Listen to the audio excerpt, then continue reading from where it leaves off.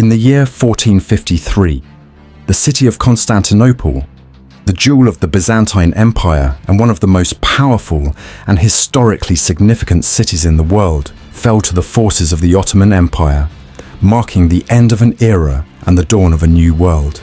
It was a moment that reverberated across history, signaling the close of the Middle Ages and the beginning of the Renaissance.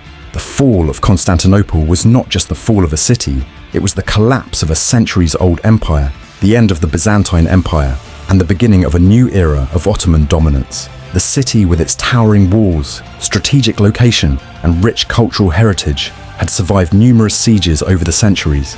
But in this final battle, it faced an unstoppable force led by a man destined to reshape history. Sultan Mehmed II, also known as Mehmed the Conqueror, had been preparing for this moment for years. As the 21-year-old Sultan of the Ottomans, he was determined to make his mark on history by capturing Constantinople, a city that had long been the symbol of Christian power in the East.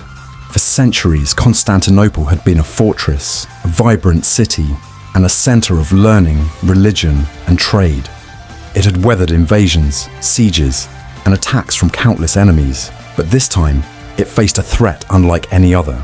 The city was a masterpiece of defense, protected by 13 miles of fortified walls, some of the most advanced defensive technology of the time, and a powerful navy that guarded its waters. These walls, built to withstand the most brutal of attacks, were thought to be impenetrable.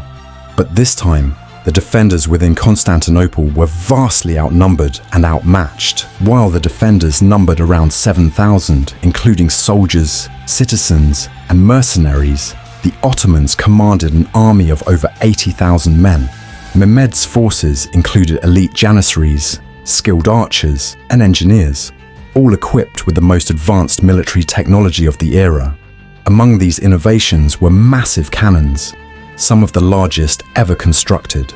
These cannons, which were capable of hurling enormous stones weighing hundreds of pounds, were revolutionary in siege warfare.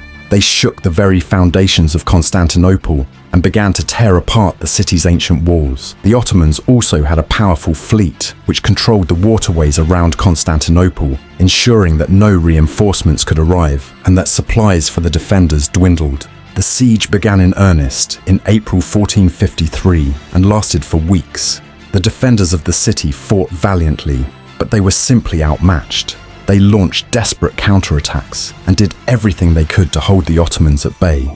But the city's resources were running low, and they had no hope of receiving significant help from the West. Emperor Constantine XI, the last Byzantine ruler, sent numerous pleas for aid to the Pope in Rome and other Christian powers in Europe.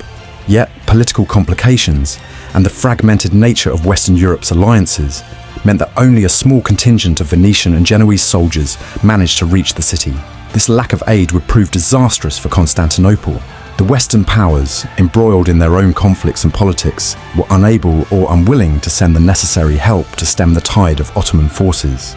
As the days passed, the relentless bombardment from Mehmed's massive cannons caused extensive damage to the walls, creating openings that the Ottoman forces could exploit. For weeks, the Ottomans pounded the city, causing panic among the citizens and defenders alike. The Ottomans' superior numbers and their innovative use of artillery ensured that the fall of the city was just a matter of time. Inside Constantinople, the people were living in fear and desperation. Supplies were running out, and hunger and disease began to spread. The defenders held their positions, knowing that their only hope was to hold out long enough for outside assistance to arrive. But as the days turned into weeks, the likelihood of relief grew slimmer. On the morning of May 29th, 1453, the final assault began.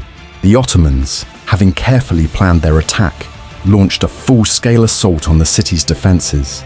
The walls, weakened by the constant bombardment, were breached, and the Ottoman soldiers began to pour into the city.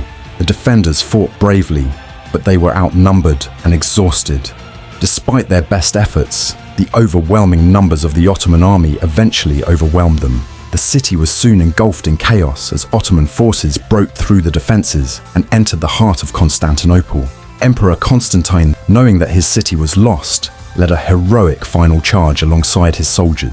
But even his bravery could not turn the tide, and he, like many others, perished in the final hours of the battle. The fall of Constantinople was not just a military defeat for the Byzantines, it was a cultural catastrophe. The city's churches, libraries, and treasures were plundered. One of the most significant moments was the fall of Hagia Sophia, the great cathedral that had once symbolized the power and glory of the Christian Byzantine Empire. For nearly 1,000 years, the Hagia Sophia had stood as a monument to the Christian faith and the grandeur of the Byzantine Empire. But as the Ottomans entered the city, they quickly transformed the Hagia Sophia into a mosque, symbolizing the change in power from Christian Byzantium to Muslim Ottoman rule. The city was now in the hands of Mehmed, who, fulfilling his ambition, declared it the new capital of his empire, renaming it Istanbul. The fall of Constantinople had far-reaching consequences. It marked the end of the Byzantine Empire, a once great civilization that had endured for over 1,000 years. It also changed the balance of power in the region and ensured that the Ottomans would be a dominant force for centuries to come. But the fall of the city also had a broader impact on the world. The loss of Constantinople disrupted the trade routes between Europe and Asia, forcing European nations to seek new routes to the wealth of the East. This search for new routes would eventually lead to the Age of Exploration, and ultimately, the discovery of the New World by Christopher Columbus in 1492.